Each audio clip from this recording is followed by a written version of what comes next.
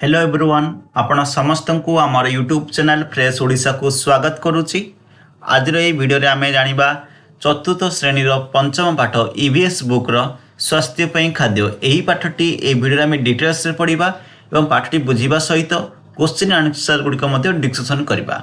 एवं वर्तमान पिलामानंको कहबाक चाहूँगी जे वर्तमान पर्यंत प्रथम पाठ द्वितीय पाठ तृतीय एवं चतुर्थ पाठ चारोटी जाक पाठ अलरेडी मुझे पढ़ाई सारी। जो मैंने इंटरेस्टेड अच्छा वीडियो देखापी आम चैनल रे वीडियो मिल जाव। अलग मुझे प्लेलिस्ट बनई क्लास 4 ईवीएस बोलिक बनई सेठार गोटे जगह आपको वीडियो मिल जाव सेठार आपने चेकआउट करेंगे। तो चलते वीडियो को स्टार्ट करवा। वीडियो को डेरी नक पाठटी को स्टार्ट कर पे पंचम पाठ स्वास्थ्य खाद्य। स्वास्थ्य खाद्य पे स्वास्थ्य खाद्य ये पाठर ना ठूँ बुझीपे बहीर पाठटीर विषय वस्तु कौन रही। जपरी स्वास्थ्य खाद्य आम खाद्य खाइबा द्वारा ही आम स्वास्थ्य भल रही है। तेणुकर स्वास्थ्य खाद्य बोली लिखा जाए। देख खाद्य महोत्सव समय आसीगला। खाद्य महोत्सव समय आसला। छात्र छात्री एवं तांकर अभिभावक यही मेला विभिन्न प्रकार खाद्य सामग्री आनी। गोटे मेला हो जोटा कि खाद्य महोत्सव होची सेठारे छात्र छात्री माने एवं तांकर अभिभावक माने एई मेला पे कोन आनिथिले विभिन्न प्रकार खाद्यर सामग्री आनिथिले।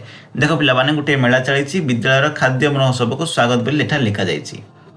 देखो खाद्य स्टॉल गुडी करे ताजा फल सबुज पनीपरिबा ढोकला लिट्टी चोखा डाल बाटी चूरमा बाजरा खेचुड़ी तापर छेना पोड़ कढ़ी पकुड़ी बरा उपमा मांडिया लडू मिठा मका मसलादार चटनी गरम दोसा मंडा पिठा काकरा पोड़ पिठा रसगोला आदि खाद्य प्रदर्शन होउथिला पिला माने।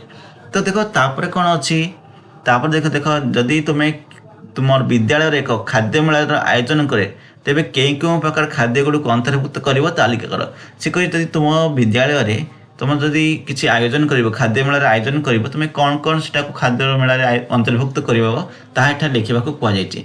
जपर देख ये कौन कहपर पनीपरिबा ढोकला लिट्टी चोखा डाली तापरे बाजरा खेचड़ी तापरे छेना पोड़ ये सब अच्छी सेपरी तुम ओडिया खाद्य जहाँ जहाँ अच्छी गुड़िक तुम जो जो खाद्य गुड़िक जाच ये लिख पिला ठीक अच्छे। पिलाने विभिन्न प्रकार खाद्य खाइबा उत्सुक थिले। से माने गोटी गोटी करी विभिन्न स्टॉल बुली देखिले। चमत्कारी मसला विभिन्न स्वाद मिलुथिबार मसलायुक्त खाद्य मध्य देख मुकेश और तार सांग माने चमत्कारी मसला नामक एक रंगीन स्टॉल आगरे धाड़ी बांधी छिड़ा होइतिले। जोंठारे तांकर सहपाठी द्वारा प्रस्तुत एक स्वतंत्र खाद्य चाखिबाकू मिलिथिला सेमानकू। ए खाद्य गुड़िक मध्य मिठा लुणी पिता स्वाद थिला। स्टॉल निकटरे पिलामानक मध्य एक आनंददायक तथा कौतूहलपूर्ण खेलर आयोजन कर जो अनुमान करी ए खाद्यर उपादान गुड़िक नाम कहवाक पड़ूला पिलामाने। देख कौतूहल समस्ते पचारे ए गोटे खाद्यर स्वाद समस्त भिन्न कहीं ये जो गोटे खाद्यर स्वादटा समस्त भिन्न कहीं से स्टल पिलामाने हसी हसी कहले यह होची उगाड़ी पचड़ी। ठीक अच्छे कौन हूँ यह हूँ उगाड़ी पचड़ी पिलाने जहाँ आंध्र प्रदेश कर्नाटक तेलंगाना एक पारंपरिक खाद्य। यही खाद्य 6 प्रकार स्वाद थाए। ये खाद्य केते प्रकार स्वाद था पिलाने 6 प्रकार स्वाद था। गोटे हूँ मिठा खट्टा लुणिया राग कषा और पिता ये 6टी प्रकार स्वाद था। प्रत्येक स्वाद एक स्वतंत्र थाए। जितेबाला सबुगुड़िक उपयुक्त परिमाण एकत्र मिसी जाए ता अधिक उपभोग्य होता है पिलाने। तापर कौन देख पे निर्मुक्त स्वाद गुड़िक सहित मेल खाऊा अत्यंत 5टी खाद्यर नाम लेख कि नाम कह तुम्हें भावी पार्छ कि उदाहरण देखी लेख बोली कही। देख खाद्यर नाम लिखब ये जेपरिक देख गुड़ आसला मिठा तापर कौन है तेंतुड़ी हूँ खट्टा लुणिया कौन लुण कंचा लका हूँ राग लिंब हूँ पिता हरिड़ा हूँ कषा पिलाने। सेपरि देख चीनी मिठा हो पार खटार आ कौन लिख खटा लिख लुणिया कौन रोच लिख रागर आ कौन रोच लिख पे पितार जेपरिक लिख कलरा लिखिपर पिलाने सेपरि किसी गुड़िक लिख जोटा कि तुम मानक जनाऊँगी। देख जपरी मिठा से गुड़ लिखला आम गोटे चीनी कले आ गोटे छेना पोड़ हो पार पिलाने रसगोला हो पार काकरा पिठा हो पार खीरी हो पार महू गोटे मिठार जीव। सेपरि यदि आम खट्टा देखा लेंबू हो पार कंचा आंब हो पार दही हो पार टमाटो खट्टा रोच पिलाने। लुणिया देख लुणिया स्वादयुक्त डालमा कर आम पखाड़ भात जब लुण पकड़ा से मिक्सर हो पार गोटे आचार पाने से गोटे ସେପରି ଯଦି ରାଗ ଯିବ ରାଗରେ ଦେଖିବ ଆଳୁଦମ ହେଇପାରିବ, ଶୁଖିଲା ଲଙ୍କା ଗୁଣ୍ଡ ହେଇପାରିବ, ଅଦା ଗୋଲମରିଚ ଲଙ୍କା ଆଚାର ସେଗୁଡ଼ିକ ସବୁ ରାଗରେ ଯିବ। ପିତାରେ କ'ଣ କ'ଣ ନିମପତ୍ର ଯାଉଛି, କରଞ୍ଜ ତେଲ, ତାପରେ ପିତା ଶାଗ କୌଣସି ଥାଏ, ଯଦି ଶାଗ ହେଇପାରିବ, ମେଥି ଦାନା ଗୋଟେ ପିତା ରହିବ, କଲରା ଗୋଟେ ପିତା ରହିବ ପିଲାମାନେ। ତାପରେ କଷା କ'ଣ ଆସିଲା ଦେଖ, ଅଁଳା ରହିବ, କଞ୍ଚା କଦଳୀ, ପାନମହୁରି, ଚାହାପତି ଗୋଟେ କଷା ରହିବ। ଏସବୁ ଗୁଡ଼ିକ କଷାର ଉଦାହରଣ ପିଲାମାନେ, ଠିକ୍ ଅଛି। ତାପରେ ଓଡ଼ିଶାରେ ମିଳୁଥିବା ଲୋକପ୍ରିୟ ଖାଦ୍ୟ ଦହିବରା, ଆଳୁଦମ ଓ ଚାଟ୍ର ଭିନ୍ନ ଭିନ୍ନ ସ୍ୱାଦ ଥାଏ ପିଲାମାନେ। ଛୋଟବେଳେ ଦେଖ, ଛୋଟ ଛୋଟ ଦଳରେ ଚର୍ଚ୍ଚା କରି ଏମିତି ଖାଦ୍ୟ ପଦାର୍ଥ ଚିହ୍ନଟ କର ଯାହାର ଅନ୍ତତଃ 3 ପ୍ରକାର ସ୍ୱାଦ ଥିବ। ଦେଖ, ତୁମମାନେ ଅଲଗା ଅଲଗା ଦଳ ଗଠନ କରିବ ଏବଂ ଚିହ୍ନଟ କରିବ ଯେ ଅନ୍ତତଃ 3 ପ୍ରକାର ସ୍ୱାଦ ତାର ଥିବ। ତାପରେ ଦେଖ, ତୁମେ ଜାଣିଛ କି ମିଠା ଖଟା ଲୁଣିଆ କ'ଣ ଅଛି? ମିଠା ଖଟା ଲୁଣିଆ ରାଗ ପିତା କଷା ଏ 6ଟି ସ୍ୱାଦକୁ ଆୟୁର୍ବେଦରେ ଷଡ଼ ରସ ବୋଲି କୁହାଯାଏ। କ'ଣ କୁହାଯାଏ? ଷଡ଼ ରସ ବୋଲି କୁହାଯାଏ। ଏହି ଷଡ଼ ରସ ଯୁକ୍ତ ଖାଦ୍ୟ ଖାଇବା ସ୍ୱାସ୍ଥ୍ୟ ପାଇଁ ହିତକର ବୋଲି ଆୟୁର୍ବେଦ ପରାମର୍ଶ ଦେଇଥାନ୍ତି। ମିଠା ଖଟା ଲୁଣିଆ ରାଗ ପିତା କଷା ଆକୁ କ'ଣ କୁହାଯାଏ? ଷଡ଼ ରସ ବୋଲି କୁହାଯାଉଛି ପିଲାମାନେ, ଆୟୁର୍ବେଦିକରେ କୁହାଯାଉଛି। ଉତ୍କୃଷ୍ଟ ଖାଦ୍ୟର ଏକ ଷ୍ଟଲ୍ ସୁରଭି ଏବଂ ତାର ସାଙ୍ଗମାନେ ପୁଷ୍ଟି ଶସ୍ୟ ମିଲେଟ୍ ମାନେ କ'ଣ? ମାଣ୍ଡିଆ ତାକୁ କୁହାଯାଏ। ଖାଦ୍ୟର ଏକ ଷ୍ଟଲ୍ ପରିଦର୍ଶନ କରିବାକୁ ସ୍ଥିର କଲେ। ଖାଦ୍ୟ ତାଲିକାକୁ ଦେଖି ସୁରଭି ମନେ ପକାଇଲା ଯେ ତାର ଜେଜେମା ଶୀତ ଦିନେ ବା ଜୱାର ବୋଲି କୁହାଯାଏ ତାକୁ ବାଜରା ରୁଟି ଏବଂ ଗ୍ରୀଷ୍ମ ଦିନେ ମାଣ୍ଡିଆ ଯାଉ ଖାଉଥିଲେ। ପୁଷ୍ଟି ଶସ୍ୟଗୁଡ଼ିକ ପୋଷକ ତତ୍ତ୍ୱ ଉତ୍ସ ପିଲାମାନେ ଯାଉ ଉପମା ଏବଂ ଅନ୍ୟାନ୍ୟ ମିଲେଟ୍ ଆଧାରିତ ସ୍ୱାସ୍ଥ୍ୟକର ଖାଦ୍ୟ ସାମଗ୍ରୀ ପାଇଁ ଖୁସି ହେଲେ। ତାପରେ ହେଲା କ'ଣ? ଉତ୍କୃଷ୍ଟ ଖାଦ୍ୟ। ଦେଖ, ଉତ୍କୃଷ୍ଟ ଖାଦ୍ୟ ଗୁଡ଼ିକ ଯୋଉଟା ଗୋଟେ ପଡ଼ିଲେ ସେଗୁଡ଼ିକ ଖାଉଛନ୍ତି ପିଲାମାନେ। ତୁମ ଘରେ ପ୍ରସ୍ତୁତ ହେଉଥିବା ମିଲେଟ୍ ଆଧାରିତ ଖାଦ୍ୟ ବିଷୟରେ ସାଧାରଣ ଅଧିକ ତଥ୍ୟ ସଂଗ୍ରହ କର। ତାପରେ ଦେଖ, ଖାଦ୍ୟ ଆମକୁ କିପରି ସାହାଯ୍ୟ କରେ। ପିଲାମାନେ ଏକ ବ୍ୟାନର ପ୍ରତି ଆକର୍ଷିତ ହୋଇଥିଲେ ଯେଉଁଥିରେ କୁହାଯାଇଥିଲା ଥାଳିରେ ରଙ୍ଗ ଜୀବନର ସୁସ୍ଥତା। ଦେଖ, ଗୋଟେ ବ୍ୟାନର ପ୍ରତି ସେ ଆକର୍ଷଣ ହୋଇଥିଲା ଯେଉଁଟା ଲେଖା ହେଇଥିଲା ଥାଳିରେ ରଙ୍ଗ ଏବଂ ଜୀବନର ସୁସ୍ଥତା। ତାପରେ କ'ଣ ଆସିଲେ ଦେଖ, ଆମେ କାହିଁକି ବିଭିନ୍ନ ପ୍ରକାର ଖାଦ୍ୟ ପଦାର୍ଥ ଖାଇବାର ଆବଶ୍ୟକ ରହିଛି। ଦେଖ, ଆମେ କାହିଁକି ବିଭିନ୍ନ ପ୍ରକାର ଖାଦ୍ୟ ଖାଇବାର ଆବଶ୍ୟକ ରହିଛି? ଯେହେତୁ ଆମେ ବିଭିନ୍ନ ପ୍ରକାର ଖାଦ୍ୟ ଖାଇଲେ ବିଭିନ୍ନ ପ୍ରକାର ଭିଟାମିନ୍ ମିଳିବ ଯେଉଁଟାକି ଆମ ଶରୀର ପାଇଁ ଉପଯୋଗୀ। ଆମ ଶରୀରକୁ ସ୍ୱାସ୍ଥ୍ୟ ପାଇଁ ବିଭିନ୍ନ ପ୍ରକାର ଭିଟାମିନ୍ର ଆବଶ୍ୟକ ରହିଥାଏ। ଭିନ୍ନ ଭିନ୍ନ ପନିପରିବା ଖାଇଲେ, ଭିନ୍ନ ଭିନ୍ନ ଖାଦ୍ୟ ଖାଇଲେ, ଭିନ୍ନ ଭିନ୍ନ ପନିପରିବା ଖାଦ୍ୟରୁ ଅଲଗା ଅଲଗା ଆମକୁ ଭିଟାମିନ୍ ମିଳିଥାଏ ପିଲାମାନେ। ଆମ ଶରୀର ସୁସ୍ଥ ଓ ନିରୋଗ ରହିବା ପାଇଁ ବିଭିନ୍ନ ପ୍ରକାର ଖାଦ୍ୟ ପଦାର୍ଥ ଆବଶ୍ୟକ କରିଥାଏ। ଆମ ଶରୀରର ସନ୍ତୁଳିତ ଅଭିବୃଦ୍ଧି ପାଇଁ ବିଭିନ୍ନ ପ୍ରକାର ଖାଦ୍ୟର ଆବଶ୍ୟକ ରହିଛି। ଯେହେତୁ ଗୋଟିଏ ଖାଦ୍ୟରେ ଆମ ଶରୀର ଆବଶ୍ୟକ କରୁଥିବା ସମସ୍ତ ପ୍ରକାର ପୋଷକ ତତ୍ତ୍ୱ ନଥାଏ, ତେଣୁ ଆମେ ବିଭିନ୍ନ ପ୍ରକାର ଖାଦ୍ୟ ଖାଇବା ଆବଶ୍ୟକ ରହିଛି। ସେମ୍ ଜିନିଷ କହିଲେ ଦେଖ, ଆମ ଶରୀରକୁ ଯେଉଁ ଅଲଗା ଅଲଗା ପୋଷକ ତତ୍ତ୍ୱର ଆବଶ୍ୟକ ରହିଛି ସେ ତାହା ଗୋଟିଏ ଖାଦ୍ୟରେ କେବେ ମିଳିପାରିବ ନାହିଁ। ତେଣୁକରି ଆମେ ଟିକେ ଅଲଗା ଖାଦ୍ୟ ଖାଇବାର ଆବଶ୍ୟକ ରହିଛି। ତାପରେ ଦେଖ, ଖାଦ୍ୟ ଗୋଷ୍ଠୀ। ଖାଦ୍ୟ ଗୋଷ୍ଠୀରେ କ'ଣ ଅଛି? ଦେଖ, ଖାଦ୍ୟ ଶରୀର ଗଠନରେ ସାହାଯ୍ୟ କରେ, ଖାଦ୍ୟ ଶକ୍ତି ଯୋଗାଇଥାଏ, ଖାଦ୍ୟ ରୋଗରୁ ରକ୍ଷା କରିଥାଏ। ଠିକ୍ ଅଛି। ଆଉ କ'ଣ ଯୋଗୁଁ ଖାଦ୍ୟ ହୋଇଥାଏ? ଖାଦ୍ୟ ଯୋଗୁଁ ଆମକୁ ଶକ୍ତି ମିଳିଥାଏ। ଲେଖା ଦେଖ, ଖାଦ୍ୟ ଶକ୍ତି ଯୋଗାଇଥାଏ। ତାପରେ ଦେଖ, ଚାଉଳ, ଆଳୁ, ଗହମ, ମକା, ବନ୍ଧାକୋବି, ସେଓ, କନ୍ଧମୂଳ, ମହୁ, ମିଲେଟ୍ ଇତ୍ୟାଦି ଖାଦ୍ୟ ଶକ୍ତିରେ ଭରପୁର। ଲହୁଣୀ, ଘିଅ, ତେଲ ଇତ୍ୟାଦି ମଧ୍ୟ ଆମ ଶରୀରକୁ ଶକ୍ତି ଯୋଗାଇଥାଏ। କ'ଣ କରିଥାଏ? ଆମ ଶରୀରକୁ ଶକ୍ତି ଯୋଗାଇଥାଏ। ଡାଲି, ଛୁଇଁ, ସୋୟାବିନ୍, ଛେନା, କଦଳୀ, କ୍ଷୀର, ପନିର, ବାଦାମ, ଅଣ୍ଡା, ମାଛ, ମାଂସ ଇତ୍ୟାଦି ଆମ ଶରୀରରେ ବୃଦ୍ଧି ଏବଂ ମାଂସପେଶୀ ଗଠନରେ ସାହାଯ୍ୟ କରିବା ସହିତ ଆମକୁ ଶକ୍ତିଶାଳୀ କରିଥାଏ। ଏଗୁଡ଼ିକ ମନେ ରଖିବ ପିଲାମାନେ, କେଉଁ ଖାଦ୍ୟ କ'ଣ ଆମର ଶରୀରର ଉପଯୋଗୀ କରୁଛି ସେଇଟା ମନେ ରଖିବ। ତାପରେ ଦେଖ, ତେଣୁ ଏଗୁଡ଼ିକ ଶରୀର ଗଠନକାରୀ ଖାଦ୍ୟ ବୋଲି ଏହାକୁ କୁହାଯାଏ। ସେହିପରି ଗାଜର, କମଳା, ଲେମ୍ବୁ, ପାଳଙ୍ଗ, କୋବି, ଅମୃତଭଣ୍ଡା, ପିଜୁଳି, ଅଁଳା, ବିଲାତି ବାଇଗଣ ଇତ୍ୟାଦି ଫଳ ଓ ପନିପରିବା ଆମକୁ ରୋଗ ପ୍ରତିରୋଧୀ କରିବା ସହିତ ରୋଗ କବଳରୁ ରକ୍ଷା କରନ୍ତି। ସେଥିପାଇଁ ଏହି ଖାଦ୍ୟଗୁଡ଼ିକୁ ଆମେ ସୁରକ୍ଷା ପ୍ରଦାନକାରୀ ଖାଦ୍ୟ ବୋଲି ଆମେ କହିଥାଉ ପିଲାମାନେ। ଦେଖ, ଆସ କିଛି କଥା ହେବା। ଯଦି ଆମେ ପ୍ରତ୍ୟେକ ଦିନ ଗୋଟିଏ ପ୍ରକାର ଖାଦ୍ୟ ଖାଇବା ତେବେ କ'ଣ ହେବ? ଦେଖ, ପ୍ରତ୍ୟେକ ଦିନ ଯଦି ଆମେ ଗୋଟିଏ ପ୍ରକାର ଖାଦ୍ୟ ଖାଇବା ସେ ଗୋଟିଏ ପ୍ରକାର ଯେଉଁ ଭିଟାମିନ୍ ପୋଷକ ତତ୍ତ୍ୱ ରହିଛି ଆମକୁ ମିଳିବ, ଅନ୍ୟ ବାକି ମିଳିବ ନାହିଁ।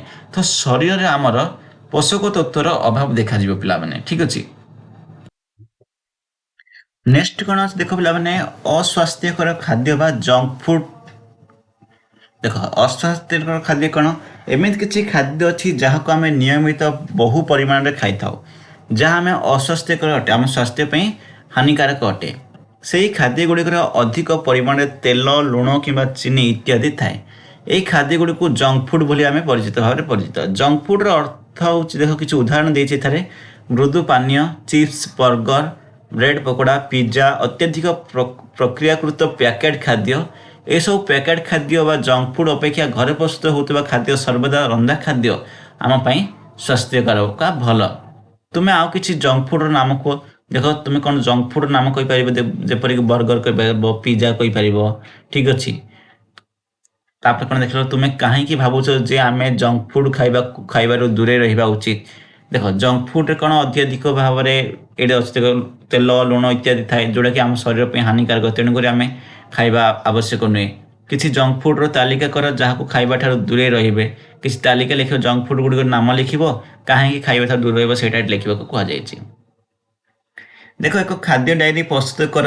ତଳେ ଦିଆଯାଇଥିବା ଉଦାହରଣକୁ ଦେଖି ତୁମେ ଏକ ସପ୍ତାହ ପାଇଁ ପ୍ରତ୍ୟେକ ଦିନ ସକାଳ ଜଳଖିଆ, ମଧ୍ୟାହ୍ନ ଭୋଜନ, ରାତ୍ରି ଭୋଜନ କ'ଣ କ'ଣ ଖାଅ ତାର ଏକ ଡାଏରୀ ପ୍ରସ୍ତୁତ କର। ଯେଉଁ ଖାଦ୍ୟଗୁଡ଼ିକ ସ୍ୱାସ୍ଥ୍ୟକର ତାକୁ ଗୋଲ ବୁଲାଅ, ଯେଉଁ ଖାଦ୍ୟଗୁଡ଼ିକ ଅସ୍ୱାସ୍ଥ୍ୟକର ତାକୁ ଛକି ଚିହ୍ନ ଦେବ। ଦେଖ ଖାଦ୍ୟଗୁଡ଼ିକ ଲେଖିବ, ସେଗୁଡ଼ିକ ଯେଉଁଟା ଭଲ ସେଇଟା ଯେଉଁଟାକି ସ୍ୱାସ୍ଥ୍ୟ ପାଇଁ ଭଲ ସେଟାକୁ ଆମେ କ'ଣ କରିବା, ଗୋଲ ବୁଲେଇବା, ଯେଉଁଟା ଅସ୍ୱାସ୍ଥ୍ୟକର ତାକୁ ଇଣ୍ଟୁ ଚିହ୍ନ ଦେବା ପିଲାମାନେ। ଦେଖ ଏଇଠି କିଛି ଦେଇଛି, ସିଏ ସକାଳ ଭୋଜନରେ କ'ଣ କ'ଣ ଖାଉଥିବ ସାମଗ୍ରୀ, ଇଡଲି, ସମ୍ବର, ଚଟଣି, ମୁଢ଼ି।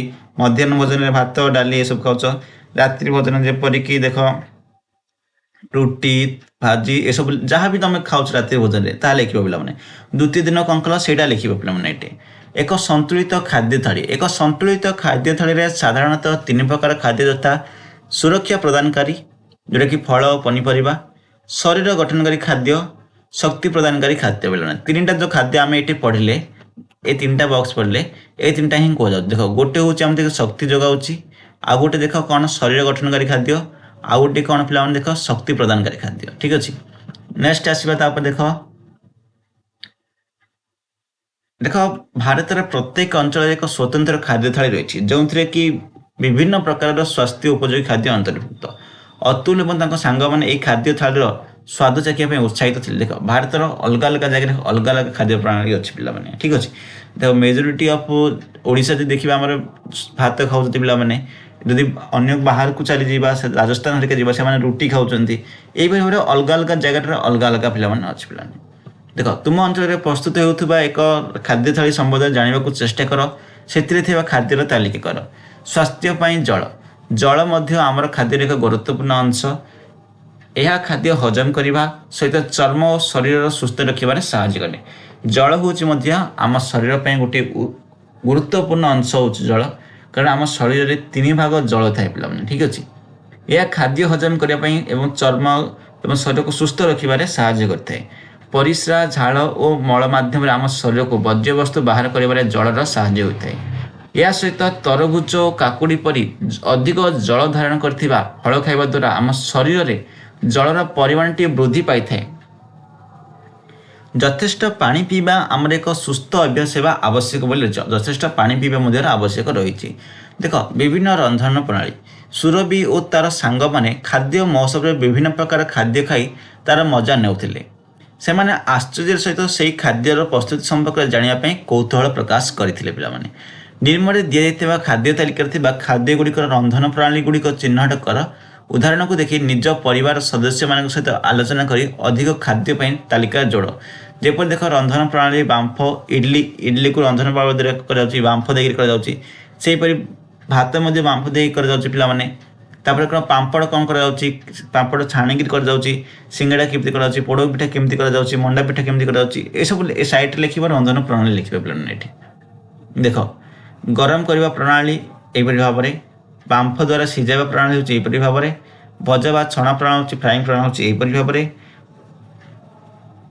ପୋଡ଼ିବା ପ୍ରଣାଳୀ ହେଉଛି ଏହିପରି ଭାବରେ, ରୋଷ୍ଟିଂ ସେକିବା ପ୍ରଣାଳୀ, ଦେଖ ରୋଷ୍ଟିଂ ମେସିନ୍ରେ ସେକିବା ପ୍ରଣାଳୀକୁ ଏଇଟା କରାଯାଉଛି ଏହିପରି ଭାବରେ ହୋଇଥାଏ, ଓଭେନ୍ରେ ସେକିବା ପ୍ରଣାଳୀ। ତାପରେ ଦେଖ ଏଠି କ'ଣ ଲେଖା ହେଇଛି, ତୁମେ ଜାଣିଛ କି ସମସ୍ତ ପ୍ରକାର ଖାଦ୍ୟ ପ୍ରସ୍ତୁତ କରିବାର ଦକ୍ଷ ବ୍ୟକ୍ତିଙ୍କୁ ସେଫ୍ ବା ମୁଖ୍ୟ ରୋଷେଇଆ ବୋଲି କୁହାଯାଏ। ଓଡ଼ିଆରେ ଆମେ ମୁଖ୍ୟ ରୋଷେଇଆ ବୋଲି କହୁଛନ୍ତି, ଇଂଲିଶରେ ଆମେ ତାକୁ ସେଫ୍ ବୋଲି କହିବା। ଫ୍ରେଞ୍ଚ ଭାଷାରେ ସେଫ୍ର ଅର୍ଥ ହେଉଛି ନିର୍ଦ୍ଦେଶକ ବା ପାକଶାଳାର ମୁଖ୍ୟ। ତୁମେ ଘରେ ରୋଷେଇରେ ସାହାଯ୍ୟ କର କି ତୁମେ ଘରେ ରୋଷେଇରେ ସାହାଯ୍ୟ କର କି ହଁ ରୋଷେଇରେ ଯଦି ସାହାଯ୍ୟ କର ହଁ ଲେଖିବ ଯଦି ନାହିଁ ତାହେଲେ ନାହିଁ ଲେଖିବ ପିଲାମାନେ। ତୁମେ ଭାବୁଛ କି ପରିବାରର ପ୍ରତ୍ୟେକ ସଦସ୍ୟ ରୋଷେଇ ପ୍ରଣାଳୀ ଜାଣିବା ଉଚିତ ଓ କାହିଁକି? ସୁନିଶ୍ଚିତ ଭାବରେ ପରିବାରର ପ୍ରତ୍ୟେକ ମଣିଷ ପ୍ରତ୍ୟେକ ସଦସ୍ୟ ଜାଣିବା ଉଚିତ ରହିଛି, କାରଣ ପ୍ରତ୍ୟେକ ଜଣ ଜାଣିଲେ ଦରକାର ସମୟରେ ମଧ୍ୟ ରାନ୍ଧିପାରିବେ। ଯେତେବେଳେ ତାଙ୍କ ଆବଶ୍ୟକ ପଡ଼ିବ ସେତେବେଳେ ସେମାନେ ରୋଷେଇ କରିପାରିବେ। ତୁମେ ଜାଣ କି ଆମ ଗ୍ୟାସ୍ ଚୁଲା କିମ୍ବା ବିଦ୍ୟୁତ୍ ଚୁଲା ବ୍ୟବହାର କରି ରୋଷେଇ କରିବା ବଦଳରେ ସୂର୍ଯ୍ୟକିରଣକୁ ବ୍ୟବହାର କରି ସୌର ଚୁଲା ସାହାଯ୍ୟରେ ମଧ୍ୟ ଖାଦ୍ୟ ପ୍ରସ୍ତୁତ କରିପାରିବେ। ସୌର ଚୁଲା ମାଧ୍ୟମରେ ଖାଦ୍ୟ ପ୍ରସ୍ତୁତ ମଧ୍ୟ ହୋଇପାରିବ ପିଲାମାନେ, ଯାହା କୌଣସି ଧୂଆଁ କିମ୍ବା ପାଉଁଶ ସୃଷ୍ଟି କରେ ନାହିଁ ତଥା ପରିବେଶକୁ ମଧ୍ୟ ପ୍ରଦୂଷଣ କରେ ନାହିଁ। ତାପରେ ହେଲା ନିଜେ ଚିନ୍ତା କର ଖାଦ୍ୟ ଜାଲକ ଦେଖ ଏଠାରେ ପୁରୁଣା ସାମଗ୍ରୀ କ'ଣ ଦେଖ ପୁରୁଣା ପତ୍ରପତ୍ରିକା, ଖବରକାଗଜ, କଇଁଚି, ଅଠା ଏବଂ ସାଦା କାଗଜ ପିଲାମାନେ ଯେଉଁଟାକି ଧଳା କାଗଜ କହିବା, ବିଭିନ୍ନ ପ୍ରକାର ଖାଦ୍ୟ ସାମଗ୍ରୀ ଚିତ୍ର ଗୁଡ଼ିକର ପତ୍ର ପୁସ୍ତିକା ତଥା ଖବରକାଗଜରୁ କାଟି କୋଲାଜ ପ୍ରସ୍ତୁତ କର ପିଲା ବୋଲି କୁହାଯାଇଛି, ଯେଉଁଥିରେ 3 ପ୍ରକାର ଖାଦ୍ୟର ବିଭାଗ ରହିବ ଯଥା ଶକ୍ତି ପ୍ରଦାନକାରୀ, ଶରୀର ଗଠନକାରୀ ଏବଂ ସୁରକ୍ଷା ପ୍ରଦାନକାରୀ ବୋଲି ରହିବ। ଯେଉଁ 3ଟା ସେଇଟା ବର୍ଣ୍ଣନା କରାଯାଇଥିଲା ସେଇଟା ହିଁ ଏଠି କରିବାକୁ କୁହାଯାଇଛି। ଯେଉଁ ସାମଗ୍ରୀ ଆଣିବାକୁ କୁହାଯାଇଛି ଏସବୁ ସାମଗ୍ରୀ ଆଣିକି କରିବାକୁ କୁହାଯାଇଛି ପିଲାମାନେ। ତାପରେ ଦେଖ କ'ଣ କହିଛି ଲିପିବଦ୍ଧ ସୂଚନା ପତ୍ରକୁ ପରୀକ୍ଷା। ତୁମେ ରୋଷେଇ ଘରୁ ଯେକୌଣସି ଖାଦ୍ୟ ପ୍ୟାକେଟକୁ ଆଣି ତାର ସୂଚନା ପତ୍ରକୁ ଯାଞ୍ଚ କରି ତାର ମିଆଦ ସମାପ୍ତି ତାରିଖ ଦେଖ, ଯେଉଁଠି ଦେଖ ଏଠି ଲେଖାଯାଇଛି ଏବଂ ଖାଦ୍ୟର 2ଟି ମୁଖ୍ୟ ଉପାଦାନର ନାମ ଲେଖ। ଏଠି କ'ଣ କ'ଣ ଦେଖ ଯଦି ତୁମେ ଯେକୌଣସି ଗୋଟେ ଜିନିଷ ଆଣିବ ସେ ପ୍ୟାକେଟରେ ସବୁ କ'ଣ କ'ଣ ସାମଗ୍ରୀ ମିଶିଛି ଲେଖା ହେଇଥାଉଛି ଏବଂ ତାର ଦେଖ ଏକ୍ସପାୟରି ଡେଟ୍ ଶେଷ ତାରିଖ ଲେଖା ହେଇଥାଉଛି। ପ୍ରସ୍ତୁତି କେବେ କରାଯାଇଥିଲା, ଶେଷ କେବେ କରାଯାଇଥିଲା, କେବେ ତାର ଏକ୍ସପାୟରି ହେଇଯିବ, କେତେ ଓଜନ ଅଛି ସେସବୁ ଲେଖିଦେବ। ଏଇଟା ଗୋଟେ ଦେଖିବେ ବୋଲି ସେ କହିଛି। ତ ଏଥିଲା ପିଲାମାନେ ଡିଟେଲ୍ସ ଏ ପାଠ ବିଷୟରେ। ମୁଁ ଆଶା କରୁଛି ପାଠଟି ଆପଣମାନେ ବୁଝିପାରିଥିବେ। ଯଦିও କିଛି ଡାଉଟ୍ ରହୁଛି କମେଣ୍ଟ ସେକ୍ସନରେ ପଚାରିପାରିବେ। ଯଦି ଭିଡ଼ିଓଟି ଭଲ ଲାଗିଥାଏ ଭିଡ଼ିଓଟିକୁ ଲାଇକ୍ କରନ୍ତୁ, ସେୟାର କରନ୍ତୁ ଏବଂ ସବସ୍କ୍ରାଇବ୍ କରନ୍ତୁ। ଏହିପରି ଭିଡ଼ିଓ ଦେଖିବା ପାଇଁ ବେଲ୍ ଆଇକନ୍କୁ ପ୍ରେସ୍ କରି ଅଲ୍ ନୋଟିଫିକେସନ୍କୁ କ୍ଲିକ୍ ରଖନ୍ତୁ, ତାହେଲେ ଆଗାମୀ ଭିଡ଼ିଓ ନୋଟିଫିକେସନ୍ଟି ଆପଣଙ୍କ ପାଖକୁ ସୁନିଶ୍ଚିତ ମିଳିପାରିବ।